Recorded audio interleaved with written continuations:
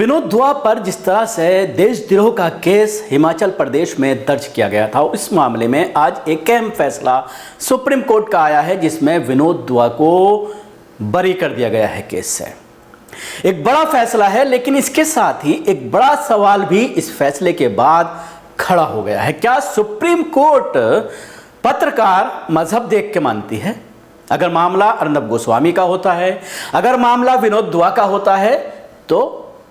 सुनवाई होती है, एकदम एक्शन लिया जाता है और फैसला उनके हक में आता है। लेकिन अगर मामला कप्पन का होता है, तो उसमें सुप्रीम कोर्ट ये कहते हुए इनकार कर देती है कि आपको लोअर कोर्ट में जाना होगा, और उसको लेकर अभी तक कोई फैसला महीनों बीत जाने के बावजूद सुप्रीम कोर्ट इस मामले को टाल रही है। इसी तरह से सीएए का अगर मामला देखा जाए, उसको भी लगातार टाला जा रहा है, जिसमें दर्जनों लोग गिरफ्तार किए गए हैं जो मुसलमान हैं, जिनके ऊपर देशद्रोह का केस दर्ज किया गया है। तो क्या मजहब देख करके सुप्रीम कोर्ट के जरिए इस तरह के फैसले लिए जाते हैं? इस फैसले में सुप्रीम कोर्ट ने विनोद दुआ को पहले गिरफ्तारी पर रोक लगाई थी और आज पूरी तरह से इस मामले में उनको बरी कर दिया है। प्रत्येक पत्रकार केदारनाथ फैसले के तहत सुरक्षा पाने का हकदार है, ये वर्ड सुप्रीम कोर्ट के जरिए इस्तेमाल किए गए हैं। तो क्या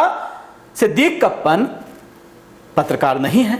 क्या वो सुरक्षा पाने का हकदार नहीं है? यह सवाल खड़ा होता है। सुप्रीम कोर्ट ने विनोद दुआ के खिलाफ देशद्रोह का मामला यह कहते हुए खारिज किया है कि हर कोई सुरक्षा पाने का हकदार है, और उसके साथ ही यह भी कहा है अपने फैसले में कि अगर किसी पत्रकार के खिलाफ देशद्रोह का, राजद्रोह का केस बनता है, तो उससे पहले बाकायदा एक कमेटी हर राज्य में होनी चाहिए। उस कमेटी में जज होने चाहिए, रिटायर्ड जज होने चाहिए, यह भी बताया कि कौन कौन होना चाहिए, और उसके बाद उस कमेटी में उस केस को लेकर जाया जाए। जब वो कमेटी उसका अप्रूवल दे दे कि फला मामले में फला पत्रकार के खिलाफ देशद्रोह का केस बनता है, तो फिर उसके खिलाफ केस दर्ज किया जाए। उससे पहले केस दर्ज नहीं किया जाए, क्योंकि सवाल यह खड़ा हो रहा है, जिस तरह से अभी सुप्रीम कोर्ट के एक जज के जरिए टिप्पणी की गई थी देशद्रोह के मामले पर कि इसका इस्तेमाल राज्य सरकारें अपने आप को बचाने के लिए, अपने खिलाफ कोई उनकी निंदा ना करे, उनकी चीजों को ना उठाए, पुलिस अपना दामन बचाने के लिए देशद्रोह का, राजद्रोह का केस पत्रकारों के ऊपर दर्ज कर रही है। जिस तरह से मोदी और योगी सरकार आने के बाद उत्तर प्रदेश में न सिर्फ पत्रकार, बल्कि आपने देखा होगा कि किस तरह से सोशल एक्टिविस्ट जो कुछ भी मोदी के खिलाफ, योगी के खिलाफ बोल रहे हैं, उनको गिरफ्तार कर लिया जा रहा है, उनके खिलाफ देशद्रोह का केस दर्ज किया जा रहा है। अभी 2 दिन पहले जिस तरह के सुप्रीम कोर्ट के एक सीनियर जज के जरिए इस पर टिप्पणी की गई, और उसके बाद तमाम चैनल्स में इसको लेकर के बहस हुई, खासतौर से न्यूज़ 24 में इसको लेकर के बाकायदा एक पूरा शो चलाया। NDTV में रवीश कुमार ने पूरा इस पर शो चलाया कि किस तरह से आदमी के बोलने की, लिखने की आज़ादी पर डाका डाला जा रहा है,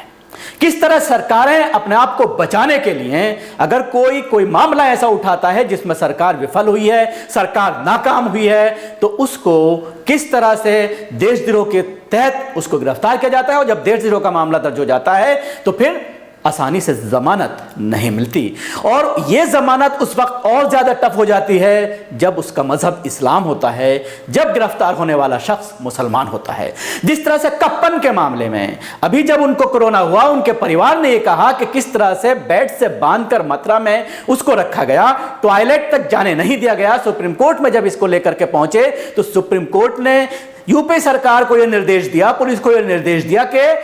एम्स में इसका इलाज कराया जाए, तो एम्स लेकर आए, लेकिन कुछ ही घंटों बाद कप्पन को अचानक अस्पताल से वापस जेल में शिफ्ट कर दिया गया। यानी सुप्रीम कोर्ट की गाइडलाइंस भी, सुप्रीम कोर्ट के ऑर्डर्स भी अब उत्तर प्रदेश सरकार, योगी सरकार, योगी की पुलिस मानने को तैयार नहीं है। लेकिन उसके बाद क्या एक्शन लिया गया सुप्रीम कोर्ट के जरिए? क्या उस पर कोई सुनवाई की गई कप्पन के मामले में? जिस तरह से बार बार कपिल सिब्बल शुरू में ही सुप्रीम कोर्ट में इस मामले को लेकर जब 2-3 हियरिंग हुई, तो कपिल सिब्बल ने सुप्रीम कोर्ट में अर्नब गोस्वामी का केस बार बार रखा कि किस तरह से छुट्टी के दिन बाकायदा सुप्रीम कोर्ट की बेंच बैठी और अर्नब गोस्वामी को रिलीफ दिया गया, उसको जमानत दे दी गई, और जहां तक कप्पन का ताल्लुक है, वो भी पत्रकार है, मान्यता प्राप्त पत्रकार है, और पूरी तरह से जाहिर हो गया है कि वो जा रहा था दलित लड़की के घटना को कवर करने के लिए, और जिस तरह से उसको फंसाया गया, और उसके बाद जिस तरह से मीडिया ने ये दिखाया कि कुछ लोग यूपी का माहौल ख़राब करना चाहते थे, पीएफआई से उनको जोड़ करके पूरा मामला पीएफआई की तरफ मोड़ने की कोशिश की, लेकिन उसके बाद जो रिपोर्ट्स आई, और हाई कोर्ट ने भी, इलाहाबाद हाई कोर्ट ने ये मानने से इनकार कर दिया, लेकिन उसके बावजूद न सिर्फ कप्पन बल्कि उसके साथ जो और लोग मौजूद थे, तमाम लोग सलाखों के पीछे हैं। उनमें से एक युवक जो जामिया का छात्र था, उसको स्कॉलरशिप बाहर से मिली थी लेकिन उसको टुकरा दिया था, वो सिविल सर्विसेज करना चाहता था, लेकिन आज उसका भविष्य पूरी तरह से अंधकार में चला गया है। इन सब चीज़ों के खिलाफ न हाई कोर्ट बोलता है, न सुप्रीम कोर्ट कोई एक्शन लेता है। लेकिन जहाँ तक सवाल आता है कोई नामी पत्रकार का और उसका ताल्लुक इस्लाम से ना हो, मुसलमान ना हो, तो उसको पूरी तरह से रिलीफ दिया जाता है, उस पर लगातार सुनवाई की जाती है। ये दो मामले मैंने आपको बताने की कोशिश की। मैं आपसे जानना चाहूँगा, आप कमेंट्स बॉक्स में जा कर के हमें बताइए, क्या कप्पन और उसके साथियों को भी इस तरह के रिलीफ की ज़रूरत नहीं है? क्या उनके खिलाफ जो यूपी सरकार के ज़रिए UAPA लगाया गया है, देशद्रोह का जो चार्ज लगाया गया है, क्या उसकी पूरी तरह से जांच जल्द से जल्द नहीं होनी चाहिए, ताकि ये लोग अपने परिवारों के साथ अपनी बाकी ज़िंदगी गुजार पाएँ और जो ये करना चाहते हैं वो कर सकें। इसके साथ ही हमारे चैनल को सब्सक्राइब करना ना भूलें और बेल आइकन ज़रूर दबाएं। धन्यवाद। सभी अहम खबरों के लिए न्यूज़ MX को सब्सक्राइब करें, साथ ही बेल आइकन को जरूर दबाएं। लाइक, शेयर, कमेंट करना ना भूलें।